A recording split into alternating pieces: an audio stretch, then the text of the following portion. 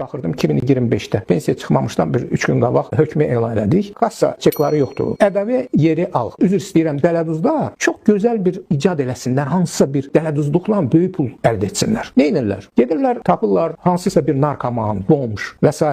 Bir 100 manat, 50 manat, hətta olub ki 20 manat da verirlər. İfadələr var idi. Deyirlər ki, gedi notariusa. Bir dənə mənə baş etibarnamə ver. Gedirlər, qol çəkir, hamısını verir hansısa bunun adamına və onlar da bundan istifadə edib gedirlər, öyün alırlar həmin şəxslərin adına. Sonra kartlar alırlar, bank kartları, sim kartlar alırlar, müxtəlif. Və bu vöyündən həmin adamın adına güya ticarət mağazası açırlar. Çoxdan satış və yaxud belə mağaza açıb, orada 46 dənə kassa aparatı gedib götürüblər. Cəmaət də nə bilsin, verir bu kassa aparatını, hələ bilirlər ki, bunlar işləyəcəklər. Hansısa bir ünvan da yazırlar, nə masazır yazır, biri nə bilim, lökbatan yazır və s. ki, orada mağazadır. Və başlayırlar kassa çeklərində özləri 2 dənə də proqramist götürürlər. O proqramı elə yaradır ki, o çeklərdə olan məbləğ və çeşid hansısa bir nəsə alıblar və s. hər dəfə dəyişirmiş ki, şübhə yaranmasın. Ondan sonra başlayırlar 46 dənə kassa aparatı ilə bu çekləri çap eləyib. Sonra da ki, bu çeklərdən istifadə edib bizim cinayət işi üzrə 5 milyon nə qədərsə pul alıblar. İndi siz fikirləşirsiniz ki, gör nə qədər gündə rulonla 8 dənə evdə eləmişdilər belə,